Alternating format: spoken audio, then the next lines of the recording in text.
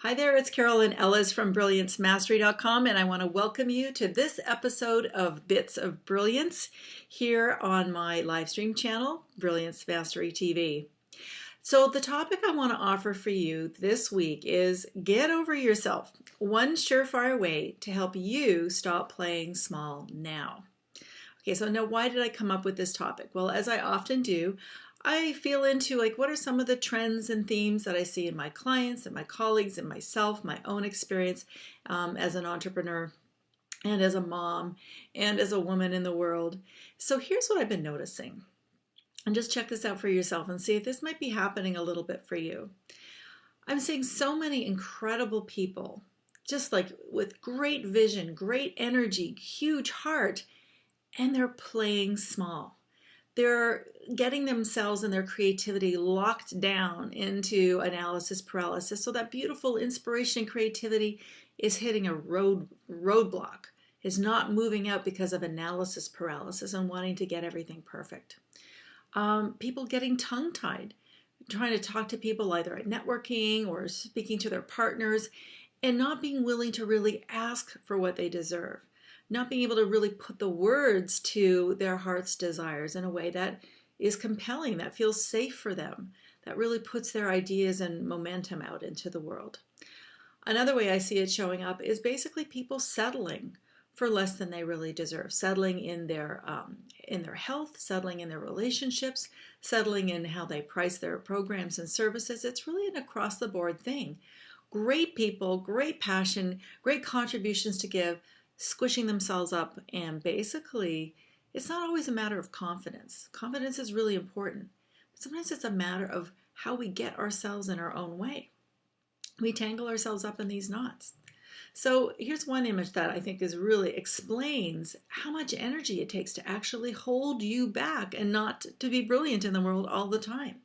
So when was the last time you were at a beautiful lake or an ocean and, with an inflatable ball? Just imagine holding that ball and keeping it hidden under the water. That's easy to do for a little while, but doesn't it take a lot of energy and effort and focus? Because, there's currents, there's waves blowing. You're trying to keep that ball hidden. Eventually what happens is it'll pop out, right? It'll probably pop out and hit you right in the head. And that's what I see happening in the world. And this is why I want to offer you this strategy that I came up with. And actually, I came up with it myself because I was very much in this place of oh my gosh, I feel like I'm about to step into something bigger, starting a different focus in my business. And I was really doubting myself, doubting whether I could do it. My belief in myself was not strong. My confidence was kind of wobbly and shaky. And so what I did was I said, okay, well, you know what? Sometimes this happens. Sometimes we let our internal reserves of confidence run a little low and we need to plug into other people. So I created what I now call your Get Over Yourself Cure exercise. And I've done a little mock-up of it here to share with you. So all you need to do is just grab a piece of paper and just put a little T down the middle of it. And on one side, you're going to write down who are all the people in your life that believe in you. So just, and do this in 5 minutes, okay? Do not think about this very hard. Just brain dump. Just dump it all out. So, on my list, I have people like my mom, my dad, my children, my dog, mentors that I've had, teachers that I've had, colleagues that I've worked with, clients that I've worked with, people who've been in my life who I know in my heart felt some impact from our interaction, who really reached back to me and said, thank you for how you show up for me. And so I made a big, long, and it was a longer list than I thought it was going to be when I first did this exercise. I've got the guy at the Starbucks store, your teachers, whatever. Brainstorm out that list. And then on the other side, who are the people that really don't believe in you? Now, yeah, you might have some dream stealers out there. Maybe that one person who sent you an email saying that your product sucked, or, an old ex-boyfriend who broke up with you. I don't know. You might have some of those on that list, and that's fine. For me, I basically just had my inner critic on that side of the equation.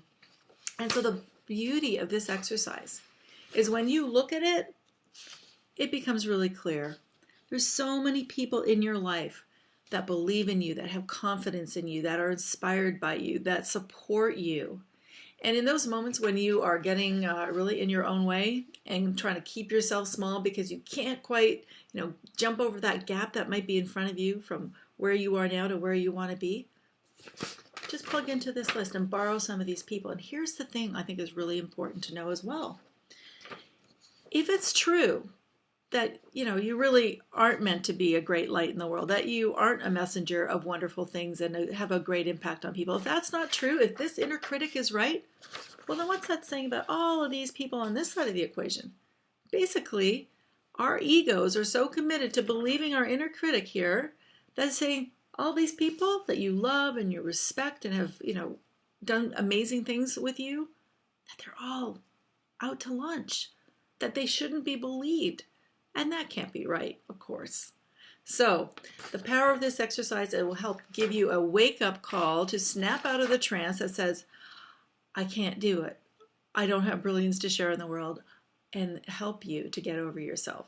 So my invitation for you to step into your brilliance this week is to take 10, 15 minutes, do this exercise, and just notice all those people who are on the one side of the list, the people who believe in you, who you can plug into their energy of belief and support in you, and use that to help propel you across whatever gap you might be facing right now. Again, work, business, this exercise works beautifully in both spheres of your life. So I would love for you to share your experience, your comments about using that exercise, about this topic in general, about getting out of your own way. You can do that by visiting me at my blog, brilliancemastery.com. I'd love to hear what your experience is. And between now and the next time we meet, I hope you have a wonderful day, and here's to unleashing your brilliance in the world. Thanks for watching.